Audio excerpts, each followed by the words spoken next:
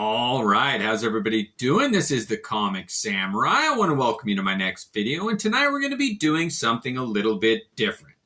We're going to be doing another bracket challenge where we narrow down 17 different comic books until we find the best of the bunch. Tonight's topic is the initial John Byrne run on the Uncanny X-Men. Now, he did 17 that were not in a row, but I've got all the initial ones, and we're going to narrow it down to my top 10 and do a bracket challenge until we find our favorite. So let's go ahead and jump right in. First up, we got this X-Men number 113, and this was the very first cover that John Byrne did on his epic run. After that one, he followed it up with X-Men number 114. And I just want everybody to get a look at these covers. I'm going to put them up on my board, and we're going to have to eliminate 7 of them. We're going to put 10 in the bracket challenge. Next up is X-Men number 115, and I love that character Sauron. I have a good feeling that this one is definitely going to make it into the bracket challenge. After that one, he did X-Men number 116, and I've talked about this one before. I love that image of Colossus and the other characters tied to the stake, but Colossus in particular with the heat rising. Next up, he skipped a lot of issues until X-Men number 127. I gotta say, right off the bat, that initial pink hits me kind of hard. But we'll see if it makes it into the bracket challenge. Next up, we got X-Men number 129. And everybody knows this is the first appearance of Kitty Pryde, the White Queen, Emma Frost, and a lot of other characters. And it's kind of an iconic cover. And we'll see how it does in the challenge. Next up, 131 of the X-Men, and this kind of kicked off that whole Dark Phoenix saga storyline. It was a prelude to that. Next up, we got X-Men number 132, and they're still fighting the Hellfire Club in this one. And it just is a great example of John Byrne's ability at this time. Next up, we got X-Men number 133, and I have a real good feeling that this one is going to make it to the bracket challenge. It was the first Wolverine solo cover. I like that one. Next up is 134, and this is where Jean Grey really started to feel the effects of the Dark Phoenix, and it's reflected in this cover.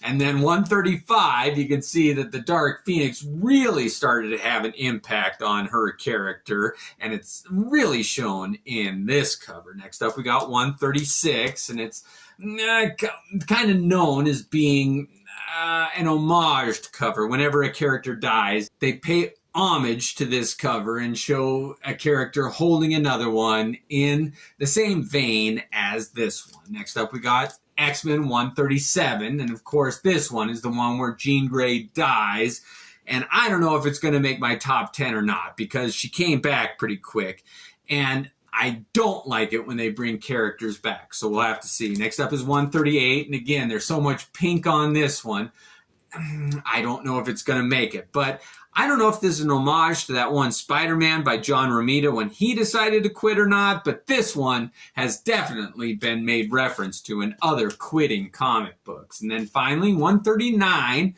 where the X-Men move on and they're in Canada and they're dealing with the issues in the Great White North. I really do like this split screen cover here. Next up, we got X-Men number 140, and it's the penultimate issue that John Byrne did. And I like that character of Wendigo.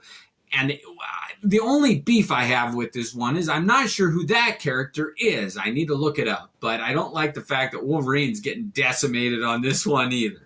And finally, the last one he did was X-Men number 141. And this is probably one of the most famous ones he did. It's been homaged hundreds of times.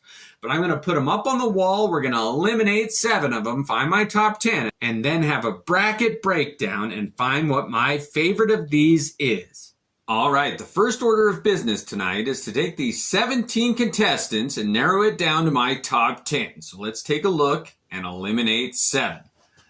On first glance, I gotta say, I've never liked this number 127. That is such a pink cover. For some reason, it just never resonated with me. So that's the first one to drop out. Next up, the one that just doesn't appeal to my eye much is this number 138. I don't like how they didn't color any of these characters here, and there's so much pink in it also. Oh man, this is getting hard now. I love all these. Next up, this number 114. just isn't a very dynamic image for me. It's a little dark and somber, and it just doesn't hit home. Next up, yeah, this number 113 here either. I wish that the figures were a little more zoomed in and they were bigger. I really like that one, but they're just such small figures, it doesn't do it justice. Next up, oh, I got 3 left I have to get rid of. Oh, this is so hard. You know what? This number 137, it's an iconic image, but this whole banner at the top, it breaks up so much of the image. I've never liked that banner on top. All right, so we got 2 left that we have to get rid of. And okay, let's take a look here. Okay.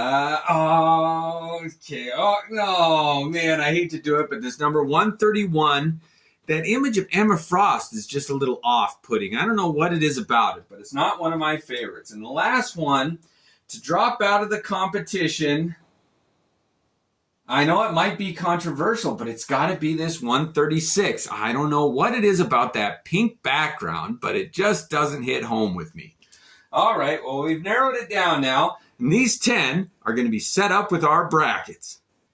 And now the moment we've all been waiting for, our bracket heads up challenge. I randomly put them in order here. Let's go ahead and jump right in. Our first heads up competition tonight is between issue number 116 and number 139. Now this is a double elimination challenge, so each of these has got 2 chances to prove themselves as the most popular cover of John Byrne's initial run. Let's go ahead and take a look at these and see what we think. Oh, I really like both of these. They tell such great stories with Colossus getting red hot there and all the different panels here. I love when it's done right. Oh, which one of these am I going to choose? Oh, man, I really do. You know what? The blue on Colossus's face there, I wish they'd have done something a little different, and that whole just red chest doesn't resonate with me. So it takes its first loss, and number 139 moves on. Next up, we got number 132 right here versus number 129. First appearance of Kitty Pryde. Let's see how these two do up against each other. Oh, I do like the colors on that 129 here. I do like how all the Hellfire Club is present on that one. I love seeing the villains. I gotta say, though, having the X-Men defeated, I don't like that. And if you don't know who these villains are, it doesn't mean much. So 129 takes the win on this one. All right. Next up, we got battle number 3, which is number 134 versus number 140. And let's see how these two do against each other. All right, we got Wendigo. We got the Dark Phoenix. My knee-jerk reaction right away is this one. I love how the colors are vibrant. This one's just too red and too yellow. If they'd have colored all the figures here on the edges, I would have liked it more. So this one takes the loss there. So that was battle 3. And this one drops down. This one moves up. Now we've got battle number 4. Oh, this is this is going to be a tough one. Number 141. Versus number 133. This might be controversial, but let's see how these two covers do against each other. Oh, this is such an iconic cover. I've seen it a million times. So is this one, though. They're both great covers. Okay, Wolverine, all those Hellfire minions, Kitty Pryde, Wolverine. In the future, you got it. This one is just like, what's going on? Why does Wolverine have gray hair? Everybody's pronounced dead. Yeah, this one takes the win for sure. All right, that was battle number 4. Battle number 5 is between the winner of the first one and this new introduction of number 135. So it's X-Men 135 versus number 139. Let's take a look and see which one is going to pull ahead. Oh, I do like the multi-panels here. Jean Grey standing tall with all the X-Men fallen. I didn't like that idea of her going evil. Yeah, this one takes the win. All right, so that was battle 5. This takes its first loss. This one moves up. And now we got battle 6, which is number 115 right here versus number 129. Let's see how these fare against each other. Oh, I do like that Sauron. I do like Wolverine slashing there. Wolverine slashing in both of them. He's got his costume off of his face there. This red background kind of is a demerit. This one's got so much going for it with the first appearances. I do like seeing Storm. Oh, laying down. Oh, which one's going to take the win here? If I could only... Yeah, I'm sorry, but this one definitely takes the win. Sauron drops down. All right, so we've got our brackets set. We're going to go and reset and move into the next round. And we're back. Our brackets are reset. Let's go ahead and jump into round 7. Next up, we got 135 versus 132. And the loser of this one will be our number 10 favorite X-Men John Byrne cover. So let's see how these do in a heads-up battle. Oh, I do like the green color, the giant dark phoenix, grabbing the title, how it interacts with the trade dress. This one, all the X-Men are down. The Hellfire Club's introduced, but I gotta say, this is just a much more dynamic image there. Number 135 takes the win. Number 132 is my first number 10 favorite X-Men cover. All right, next up is battle number 8, and it is number 115 versus number 116. In a heads-up battle, let's take a look at these two contestants. We've got, a beautiful Sauron cover. Wolverine, mind taking over, slashing at Colossus. Aurora down. Oh, the Colossus tied. Banshee's got a strap over his mouth. Kazar's tied with him. I gotta say, though, Wolverine fighting the other X-Men takes the win on this one. So this is my number 9 favorite cover. This one takes the win. Now, our next matchup is 134 versus 135. We've got, again, that giant dark phoenix battling it out. We've got, all these red X-Men facing the others. It's kind of a reflection on number 100, the Black Queen, the new Black Queen. And there's Phoenix standing over it. Both dynamic images. They're a heads up. Which one of these two do I like better? It's a tough one, but I like how the X-Men are colored on this one instead of just the red. So this one takes the win. Number 135 moves on. And number 134 drops down into the loser's bracket. Next up, we got 133 versus 115. It's that famous first Wolverine solo against Sauron taking over Wolverine fighting the X-Men. Who do I like Wolverine fighting better? The minions of the Hellfire Club or his fellow X-Men? I do like how Sauron is framing the image here. He's right in the center, though. It's such a great image of Wolverine getting all the attention. Which one of these do I prefer? It's his first solo, the Sauron. Which one? I gotta say, I like all the X-Men present here with Storm. This one takes the win. Number 115 moves on. And number 133 drops down. All right. Battle number 5 is between number 139 and 140. 2 consecutive issues. John Byrne covers. Let's see how these two fare against each other. I do like a panel cover that has different panels that tells a good story, but this one, Wendigo versus Wolverine. And Weapon Alpha's down there. All the X-Men, Nightcrawler, some Alpha Flight makes an appearance. I don't know which way I lean on this one. With Kitty Pryde right in the middle. When they introduced her, I didn't like her look. I didn't like her mask. This one's losing. This one's taking the win on that battle. All right, next up, we got 129 versus 141. The first Kitty Pryde ever, the first Emma Frost versus Days of Future Past, part 1 here. This is a classic team up for the ages. John Byrne at his absolute best. I love the gray in Wolverine's hair here, but I love Wolverine slashing with his claws on that one. And Colossus raising one of those Hellfire minions above his head. A future Kitty Pryde finally drawn right how I like it. All the X-Men in the background. Which one do I like better? I gotta say, I like this 141. It is just such an iconic image. I love the colors, everything about it. It takes the win. All right, we've got 6 battles left until we crown my favorite. I'll reset the brackets and we'll get back at it. All right, next up we got 135 versus 129. Let's see how these two stack up against each other. Oh, we've got that classic Dark Phoenix cover. Oh, and the first appearances. Oh, okay. Now here we go. Which one of these do I prefer? The green one? These red villains here? Yeah, if they'd have colored them a little more dynamically, I just love that towering image. And I always like when they interact with the trade dress. This is a pretty easy one. This number 135 takes the win. This 129 drops down. Next team up, or next heads up battle, we got number 139 and number 115. Let's see how these two play off of each other.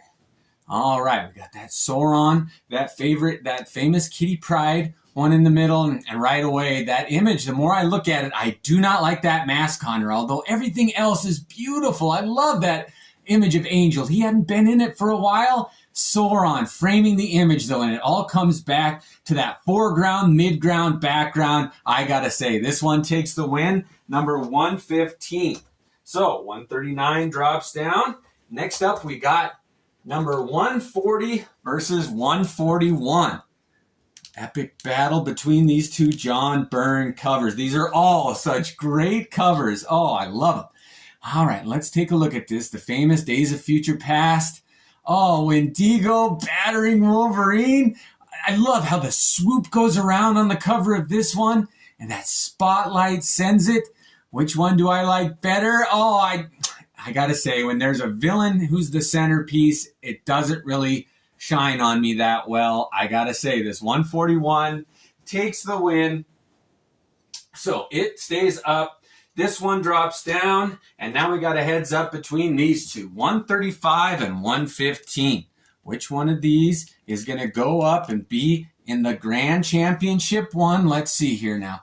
Okay, we got again the giant not Kitty Pryde, Jean Grey, and all the X-Men and Sauron. Okay, giant figures on both of them. The trade dress is being interacted with. Let's see, anything in the thumbnails up here? Not much. This is a direct sales. This is a store-bought one.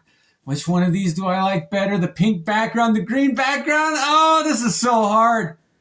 So hard. I gotta say, though, something about this is not as dynamic as this image with the battle going on. A fallen foe, a villain in the background. This one takes the win, number 115. All right. We will get the next bracket set up and get to our championship. We got 2 games left. This is so much fun. And we're only 2 battles away from crowning a champion. The first one, heads up battle, is 140 versus 115. This one's going to go up against 141 in the championship. So let's take a good look. Which one has the best chance? Which one is most deserving to move on? We've got, again, Wendigo. We've got Sauron. Which of these villains do I like better? Which one is a better picture? I gotta say, just because this isn't a superhero right here, there's an innocent and a baby, it doesn't speak to me as much as having Storm being felled in the foreground, I gotta say. This number 115 is going to go ahead and battle that number 141 in our championship heads-up battle. 141 versus 115. My 2 favorite, John Byrne covered X-Men from his epic run. This is the final showdown. Oh, what beautiful covers. We've got a direct sales versus a store-bought. We've got the famous Days of Future Past, Sauron, Wolverine fighting his teammates, Wolverine protecting Kitty Pryde, with the posters in the background, the blue, the colors, it's so deep here, that red, Sauron hovering above them. Which of these do I like the best? All those thumbnails. The blurb here with the spiky edges. What do I like? Oh, all the writing on this one. It's been spoofed so many times, but this is underappreciated. The underdog pulls it out. My favorite of all time X-Men John Byrne cover is number 115. Who would have thought that pulled out the win? How unlikely. I'll get these back up on the board and we'll see what my favorite 10 were. The results are in. It was a battle, but here we go. My 10th favorite John Byrne X-Men cover is number 132, followed by 116, then 134, 133, 129. Rounding out the top 5, we got 139, 135, 140, The penultimate favorite is 141, and crowned the champion, my favorite John Byrne cover in his epic run is number 115. What a beautiful cover this is. I like every element. I just think he did such a great job capturing the mood, the flavor of what a battle, what the X-Men are supposed to be. And this is my champion. Thanks for joining me. This is so much fun. Let me know what other runs you want to see me do a heads-up battle in. Thanks for joining me and have a great night.